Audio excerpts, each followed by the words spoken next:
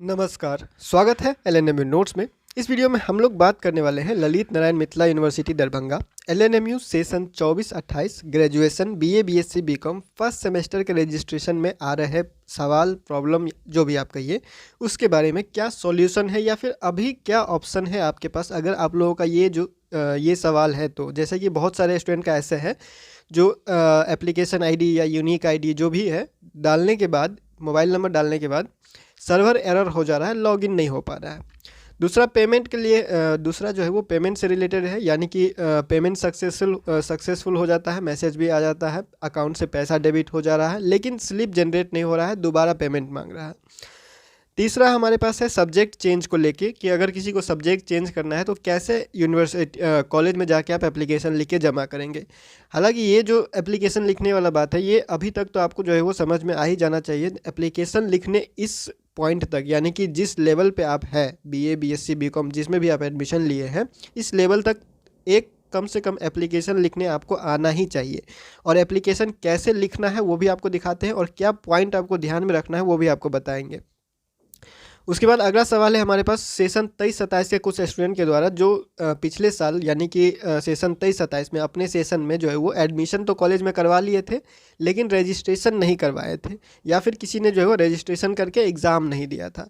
हो सकता है कि नहीं हो सकता है या फिर क्या करना होगा, तो यही सब चीज़ जो है वो हम लोग इस वीडियो में डिस्कस करने वाले हैं। सॉल्यूशन 100% नहीं हो सकता है क्योंकि यूनिवर्सिटी का हाल आपको पता है, जो ईमेल आईडी दिया हुआ रहता है उस पर ठीक से जवाब नहीं आता है, रेस्पॉन्स नहीं मिलता है, जो मोबाइल नंबर होता है वो कभी स्विच ऑफ होता है, कभी लगता नहीं है, कभी उठाता नहीं है, जो भी है। तो बहुत सारी ये प्रॉब्लम है। तो सॉल्यूशन 100% ही जो है वो घर बैठे नहीं हो सकता, या फिर जहाँ तक भी पॉसिबल है, जहाँ तक संभव है, क्या सब करना है नहीं करना है वो सारा चीज़ आपको बताया जा रहा है। बाद में आप जाके कॉलेज में या यूनिवर्सिटी में, और बहुत सारे ऐसे कॉलेज हैं जहाँ आप जाइएगा तो जानकारी भी नहीं दिया जाता है कि क्या करना है नहीं करना है, या फिर ऐसे है या वैसे है, जो भी है। ठीक है, तो खैर हम लोग आगे ये जो फर्स्ट सेमेस्टर के रजिस्ट्रेशन में सर्वर एरर आ रहा है, यानी लॉगिन नहीं हो पा रहा है। एप्लीकेशन आईडी या यूनिक आईडी डालने के बाद मोबाइल नंबर आप एंटर करते हैं, लॉगिन करते हैं, लॉगिन नहीं होता है, आपको सर्वर एरर कुछ इस तरह से जो है वो आपको दिखाई देता है। ठीक है, तो देखिए इस सॉल्यूशन के लिए आपको क्या करना है, यूनिवर्सिटी में जाके एक एप्लीकेशन देखना है, क्योंकि जो है वो ये प्रॉब्लम जो है वो बहुत सारे ऐसे स्टूडेंट के साथ देखा जा रहा है जिनका roll number university roll number generate नहीं हुआ है।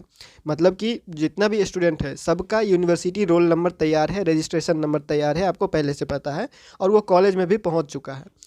जब आप रजिस्ट्रेशन करते हैं तो रजिस्ट्रेशन करने के बाद आपको जो है इस तरह से रजिस्ट्रेशन करने के बाद जिनका रजिस्ट्रेशन हुआ है उनका अगर आप स्लिप देखिएगा तो यहाँ पे रजिस्ट्रेशन कम रोल नंबर लिखा हुआ है, यानी कि यहाँ पे जो भी चीज़ लिखा हुआ है वो आपका रजिस्ट्रेशन नंबर है और वो आपका यूनिवर्सिटी रोल नंबर है जिससे आप एग्ज़ाम दीजिएगा। ठीक है, तो ये रोल नंबर जिसका जनरेट नहीं हुआ है, जिसका ये रोल नंबर नहीं बना है, उसी का नहीं खुल रहा है आईडी। अगर आप अपने कॉलेज में अगर आपका रोल नंबर आ गया है, पीडीएफ भी आता है, बहुत सारे कॉलेज जो है अपने वेबसाइट पे पीडीएफ भी अपलोड किया हुआ है, और बहुत सारे कॉलेज के पास लिस्ट होगा जो कॉलेज में अलग अलग डिपार्टमेंट के पास होगा। और कोई भी अगर आपको जो सब्जेक्ट से रिलेटेड सवाल होता है वो आपको कहाँ पे जाके पूछना है कॉलेज में, तो वो आपको मेजर सब्जेक्ट के डिपार्टमेंट में जाके पूछना होगा। यानी जो आपका ऑनर्स सब्जेक्ट होता है, ऑनर्स सब्जेक्ट का जो डिपार्टमेंट है आपके कॉलेज में, उस डिपार्टमेंट में जाके आपको सब्जेक्ट से रिलेटेड जितना भी प्रॉब्लम होता है वो वहाँ पे जाके आपको पूछना है। ठीक है, तो ये हो गया सर्वर एरर के बारे में। तो सर्वर एरर के लिए या फिर लॉगिन नहीं हो रहा है, इसके लिए आपको यूनिवर्सिटी में जाके एक एप्लीकेशन देना पड़ेगा, साथ में जितना भी डॉक्यूमेंट है आपका, जो कॉमन एप्लीकेशन फॉर्म, यानी जो आपने एडमिशन से पहले फॉर्म भरा था, फिर एडमिशन के बाद जो स्लिप निकला, और एक एप्लीकेशन, ये सारा चीज़ आपको जाके यूनिवर्सिटी में जमा करना है फ़िलहाल। क्योंकि अभी तक यूनिवर्सिटी की तरफ से ऐसा कोई नोटिस नहीं आया है कि जिसका लॉगिन नहीं हो रहा है या फिर जिसका फॉर्म नहीं खुल रहा है उसको क्या करना है। तो जब तक नोटिस नहीं आ जाता तब तक आपके पास एक ही ऑप्शन है कि आप यूनिवर्सिटी में जाके एक एप्लीकेशन दीजिएगा, या फिर आप कॉलेज से भी फॉरवर्ड करवा के ले जा सकते हैं। मतलब कि एक एप्लीकेशन जब आप लिखिएगा तो एप्लीकेशन पे कॉलेज का साइन मोहर करवा लीजिएगा और तब जाके यूनिवर्सिटी में जमा कीजिएगा। ठीक है, फॉरवर्डिंग वही होता है, वहाँ पे लिखा जो प्रिंसिपल है या फिर जो भी है प्रिंसिपल का सिग्नेचर साइन मोहर लग जाता है, तो वो ही तब आप जाके कॉलेज में यूनिवर्सिटी में जमा कीजिएगा, वही फॉरवर्डिंग होता है, वो उसका अलग कोई मतलब नहीं होता है। ठीक है, तो ये हो गया आप लोगों का, क्योंकि आप लोगों का यूनिक आईडी है, आपके पास एडमिशन स्लिप है, आपने एडमिशन लिया था, आपका मेरिट लिस्ट में नाम आया था, लेकिन आपका फॉर्म नहीं खुल रहा है। तो ये यूनिवर्सिटी का कहीं से कहीं गलती होगा, या फिर कुछ ऐसा होगा जिसके वजह से आपका एडमिशन जो है वो अपडेट नहीं हुआ होगा, या roll number, university roll number generate नहीं हुआ होगा, आपका डेटा वहाँ पर अपडेट नहीं होगा, इसीलिए आपका जो है वो नहीं खुल रहा है। तो एक बार जब तक नोटिस नहीं आ जाता यूनिवर्सिटी की तरफ से कि क्या करना है नहीं करना है, तो कॉलेज में यूनिवर्सिटी में जाके एप्लीकेशन दे दीजिएगा अपने डॉक्यूमेंट के साथ, और तब 1-2 दिन इंतज़ार कीजिए, क्योंकि लास्ट डेट जो है वो 10 दिसंबर है। 10 दिसंबर रजिस्ट्रेशन करने का लास्ट डेट है, तो तब तक आपको जो है वो एप्लीकेशन दे के इंतज़ार करना पड़ेगा। अगर डेट बढ़ता है तो ठीक है, अगर नहीं बढ़ता है तो उससे पहले 1-2 बार आपको एप्लीकेशन देना पड़ेगा। अगर आपको एग्ज़ाम देना है तो थोड़ा सा परेशानी उठाना पड़ेगा। अब आगे आते हैं, तो जैसे कि ये एक सब्जेक्ट, ये कमेंट है कि रजिस्ट्रेशन के टाइम सब्जेक्ट चेंज किए हैं, रजिस्ट्रेशन के टाइम सब्जेक्ट चेंज किए हैं, तो जो एडमिशन में सब्जेक्ट लिए थे उसका एग्ज़ाम देंगे, या फिर रजिस्ट्रेशन में जो लिए हैं उसका एग्ज़ाम देंगे। तो देखिए, एक बात का हमेशा ध्यान रखिएगा, रजिस्ट्रेशन में जो भी डिटेल आपको दिखाई दे रहा होगा, या फिर रजिस्ट्रेशन के बाद जो भी डिटेल आपके सामने दिखाई दे, वही आपका मेन डिटेल होता है। उसके अलावा कोई भी डिटेल मेन नहीं होता है। रजिस्ट्रेशन सबसे ज़्यादा ज़रूरी होता है, सबसे ज़्यादा इम्पोर्टेंट। हर एक चीज़ जो रजिस्ट्रेशन में दिया हुआ है वही आपका हमेशा के लिए रहेगा। रजिस्ट्रेशन में जो नाम लिखा गया वही रहेगा, जो रोल नंबर है वही रहेगा, जो सब्जेक्ट है मेन आपका वही रहेगा। बाद में सिलेबस के हिसाब से चेंज हो सकता है, लेकिन रजिस्ट्रेशन में जो एक बार हो गया वही रहेगा। इसीलिए रजिस्ट्रेशन के टाइम कोई भी अगर गलती आपको दिखे तो रजिस्ट्रेशन के टाइम ही आपको सुधार करवाना पड़ेगा।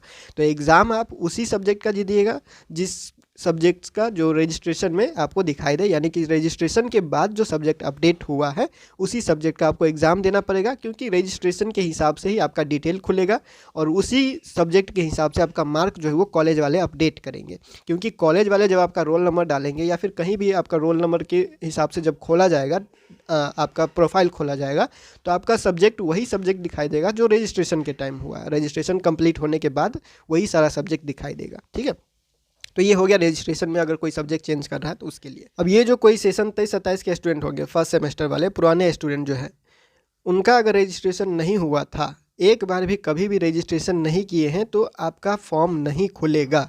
क्योंकि ये जो अभी फॉर्म खुल रहा है, यहाँ पे जब आप लॉगिन करके यहाँ पे जो यूनिक आईडी और रजिस्टर्ड मोबाइल नंबर डाल के लॉगिन करते हैं, तो ये सिर्फ नए स्टूडेंट सेशन 24 से 28 वाले के लिए है। सेशन 23 से 27 वाले के लिए नहीं है। सेशन 23 से 27 वाले का जो है वो डेटा अब इस पर नहीं है, इसीलिए आपका नहीं खुलेगा। एप्लीकेशन आईडी डालने के बाद आपको यूनिवर्सिटी जाके परमिशन लेना पड़ेगा, तब जाके आप रजिस्ट्रेशन कर पाएंगे। यूनिवर्सिटी से परमिशन मिलता है, आपका डेटा अपडेट होता है, तब आप जाके क्या कर सकते हैं, रजिस्ट्रेशन कर सकते हैं। और रजिस्ट्रेशन हुआ उसके बाद ही आप एग्ज़ाम दे सकते हैं। ठीक है, तो एक बार जाके आप एप्लीकेशन दीजिए, चेक करवाइए, सब कुछ सही रहा तो आपका डेटा टाइम पे अपडेट हो जाएगा और रजिस्ट्रेशन के लिए भी आपको समय मिलेगा, या फिर डायरेक्ट आपको जो है वो डेटा रोल नंबर वगैरह जो है वो आपको रेडी ही मिलेगा, क्योंकि पहले जैसे था वैसा ही रहेगा। अगर आपने रजिस्ट्रेशन नहीं किया, यानी कि आपका जो है वो 600 रुपया पेड नहीं होगा, इसीलिए आपका डेटा वगैरह अपडेट नहीं है। तो ये सारा चीज़ होने के बाद आपका रजिस्ट्रेशन हो पाएगा, इससे पहले आपका फॉर्म नहीं खुलेगा।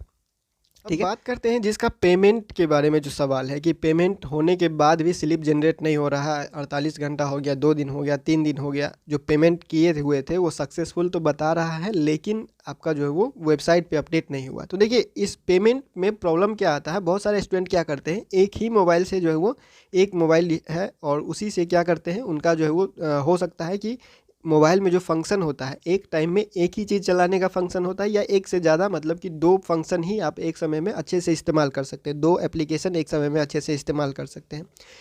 और कभी कभी क्या होता है कि जिस पेज को आप क्रोम ब्राउज़र या किसी ब्राउज़र में ओपन किए हुए हैं, पेमेंट पेज, ठीक है, और उस पेमेंट पेज पे जब आप उस पेमेंट पेज से बाहर निकलते हैं, यूपीआई से पेमेंट कर रहे हैं या क्यूआर कोड से पेमेंट कर रहे हैं, तो उस पेमेंट पेज से बाहर निकलते हैं ओटीपी डालने के लिए या फिर परमिशन डालने के लिए, जैसे फ़ोनपे से कोई कर रहा है, पेटीएम से कोई कर रहा है, तो उस क्रोम ब्राउज़र को छोड़ के जब आप दूसरे एप्लीकेशन को खोलते हैं पेमेंट करने के लिए, तब तक वो जो पेज है वो रिफ़्रेश हो चुका होता है, और इधर आप पेमेंट कर देते हैं और उधर आपका पेज जो है वो रिफ़्रेश हो जाता है।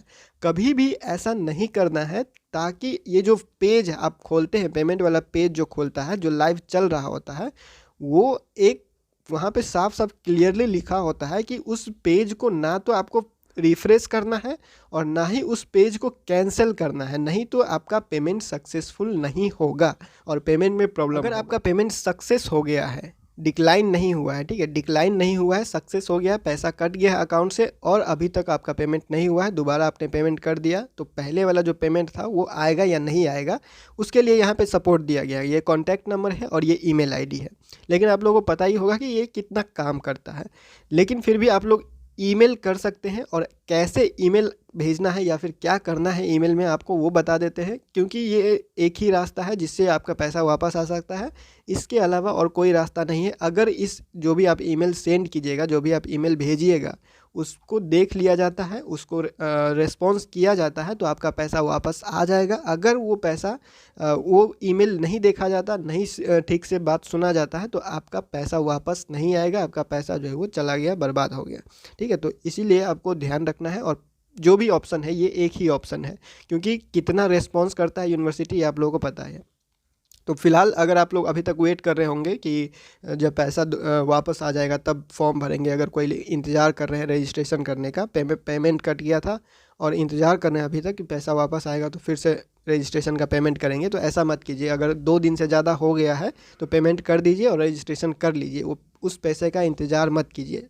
और ईमेल कैसे करना है, ईमेल करके आप छोड़ दीजिए, पैसा आ गया तो ठीक है, नहीं आया तो ये ही ऑप्शन है, इसके अलावा कोई ऑप्शन नहीं है, इसमें हम लोग जो है वो कुछ नहीं कर सकते। ठीक है, तो आगे बढ़ते हैं ईमेल की तरफ। देखिए यहाँ पे आपको जो है वो ईमेल आईडी का मतलब ईमेल जो भेजा गया उसका स्क्रीनशॉट एक तरह का आप जो है वो देख सकते हैं, और इसी तरह का आपको ईमेल लिख के भेजना है। आप चाहें तो इसमें और डिटेल ऐड कर सकते हैं, मतलब अगर आपको ईमेल लिखना अच्छे से आता है तो इसमें आप जो भी जानकारी ऐड करना चाहें अपने हिसाब से कर सकते हैं।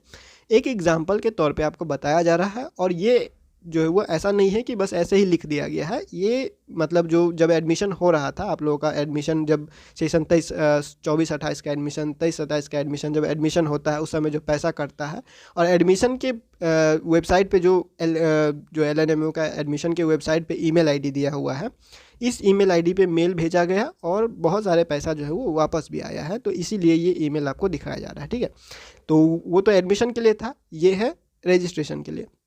तो रजिस्ट्रेशन के लिए आपको क्या करना है, सबसे पहले आपको जो है ईमेल भेजने आना चाहिए। आपको कुछ नहीं करना है, जीमेल पे चले जाना है, और साइड में अगर आपको दिख रहा होगा वीडियो तो वो आप चेक कर लीजिएगा अच्छे से। तो सबसे पहले आपको क्या करना है, ये जो support@सबपैसा.in जो यहाँ पे ईमेल दिया हुआ है यूनिवर्सिटी के रजिस्ट्रेशन वाले वेबसाइट पे, support@सबपैसा.in, ठीक है, तो इसी पे ईमेल भेजना है हम लोग को। अब क्या लिखना है और क्या क्या भेजना है वो देखते हैं। तो यहाँ पे देखिए, सबसे पहले आपको यहाँ पे देखिए जो ईमेल वगैरह है वो तो हो ही जाएगा, इसी ईमेल आईडी पे भेजना है आपको, support@सबपैसा.in पे ईमेल करना है। ईमेल करना क्या है, तो dear respected sir, respected ma'am, respected sir या मैम, ऐसा कुछ लिख दीजिएगा।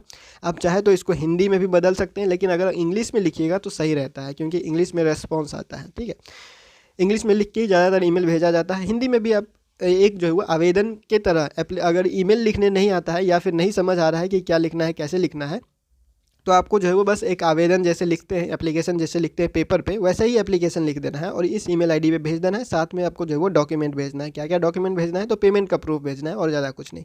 जैसे यहाँ पे लिखा हुआ है, with due respect it is stated that while making online payment for on going UG first semester registration session 24-28 I have paid the registration fee of 610 rupees through UPI.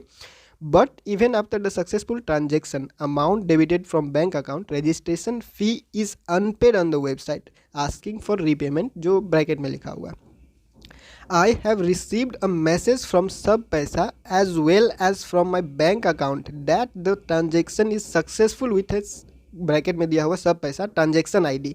आपको ट्रांजेक्शन ID मेंशन करना ही पड़ेगा कि जो आपका message आता है जो transaction successful होने के बाद ट्रांजैक्शन आईडी होता है, बैंक से भी आता है और जहाँ से पेमेंट हुआ है वहाँ से भी आता है, तो उसमें ट्रांजैक्शन आईडी होता है, उस ट्रांजैक्शन आईडी को इसमें लिखना है। It's been 3 days, neither my registration fee is paid nor I have got the refund, kindly check and fix this ASAP, यानी एज सुन एज पॉसिबल, जितना जल्दी संभव हो सके।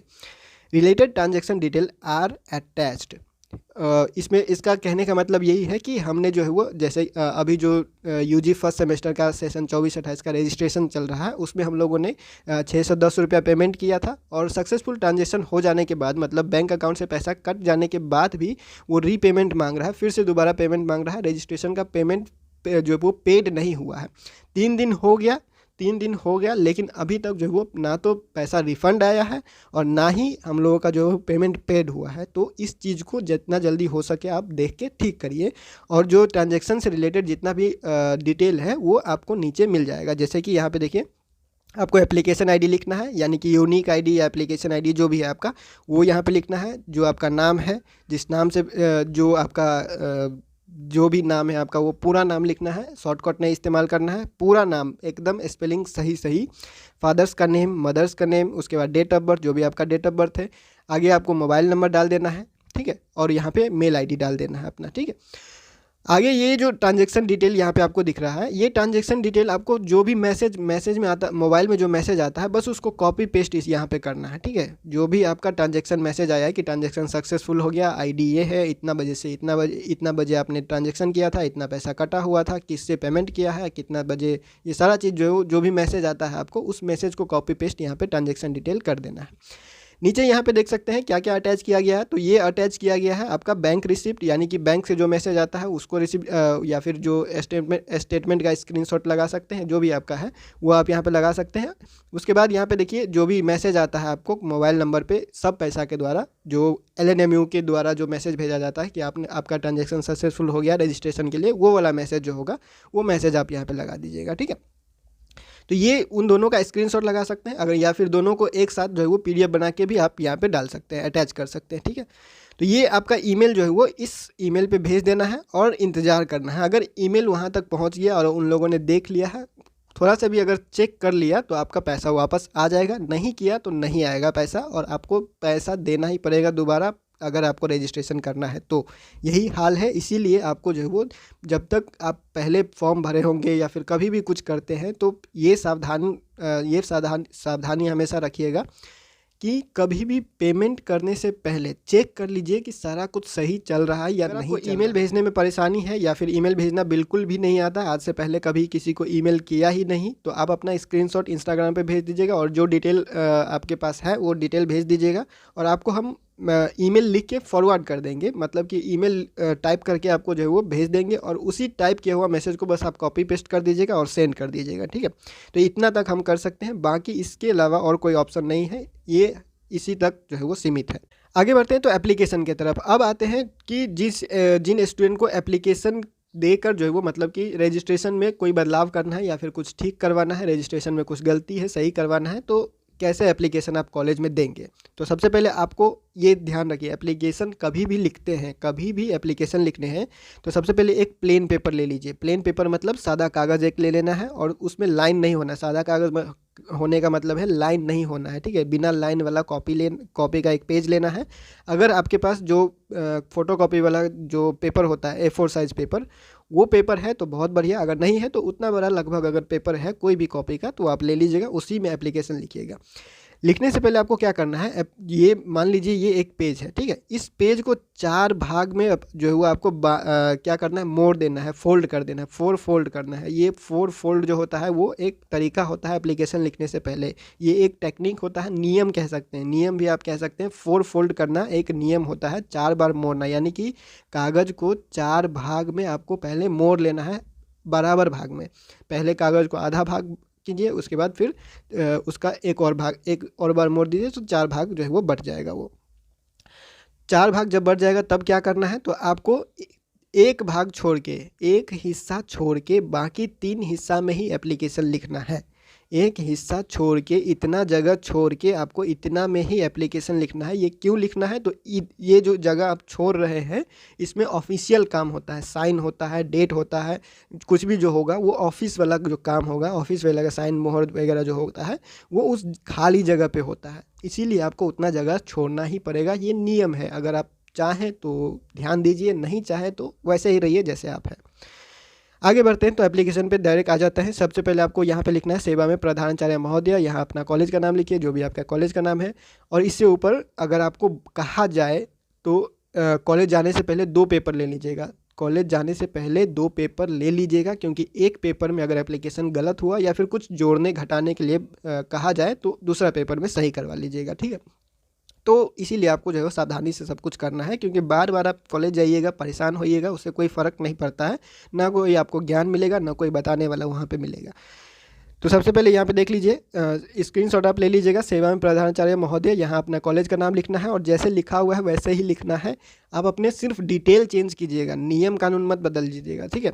तो यहाँ पे देखिए, यहाँ पे आपको शॉर्टकट भी बता देते हैं और डिटेल भी बता देते हैं। स्नातक सत्र इंग्लिश में लिखना चाहते हैं तो यहाँ पे लिख सकते हैं UG session 24-28 first semester.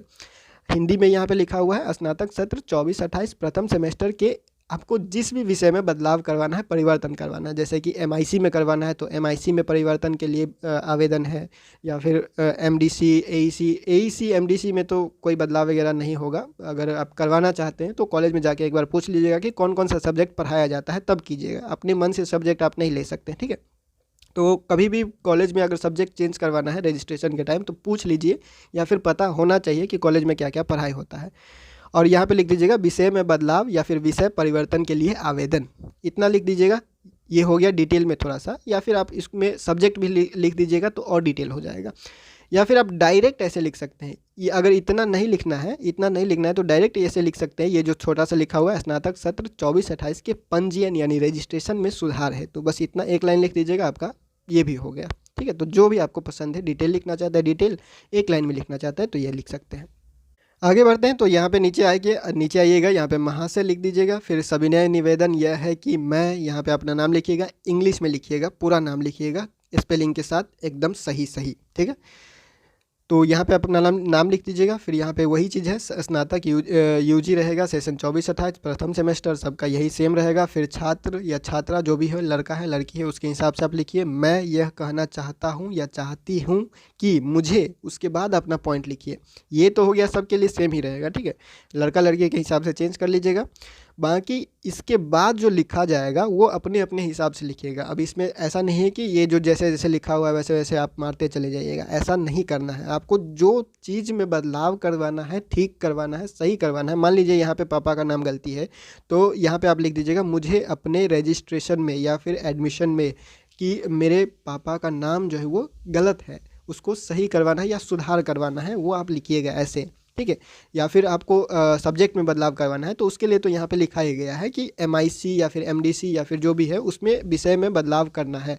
Minor विषय हिस्ट्री के जगह आप कुछ भी आप चेंज कर सकते हैं। जैसे आपका माइनर विषय हिंदी है, आपको चेंज करके ज्योग्राफी लेना है, ऐसे भी आप कर सकते हैं। तो जो भी आपका मुताबिक है उसके मुताबिक आप लिख दीजिएगा। जैसे यहाँ पे लिखा हुआ माइनर विषय हिस्ट्री के जगह माइनर विषय हिंदी रखना चाहता हूँ या चाहती हूँ।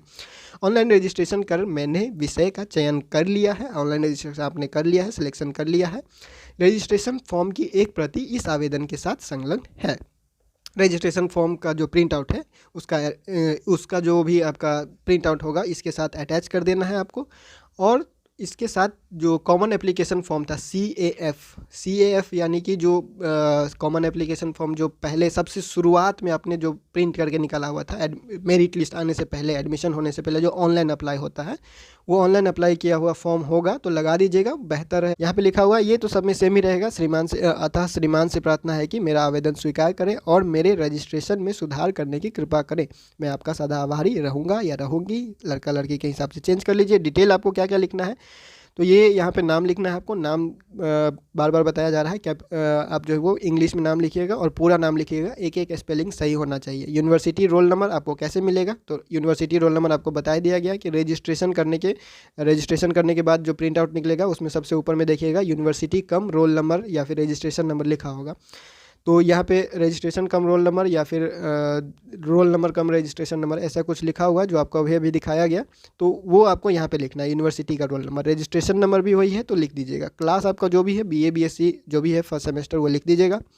क्लास रोल नंबर जो है वो एडमिशन स्लिप पे मिल जाएगा, वो आप लिख दीजिएगा। मेजर सब्जेक्ट लिखना बहुत ज़्यादा ज़रूरी है क्योंकि सभी डिटेल इसी मेजर सब्जेक्ट के हिसाब से ही अपडेट होता है, यानी ऑनर्स जो सब्जेक्ट है आपका उसी पे सारा चीज़ चढ़ाया जाता है।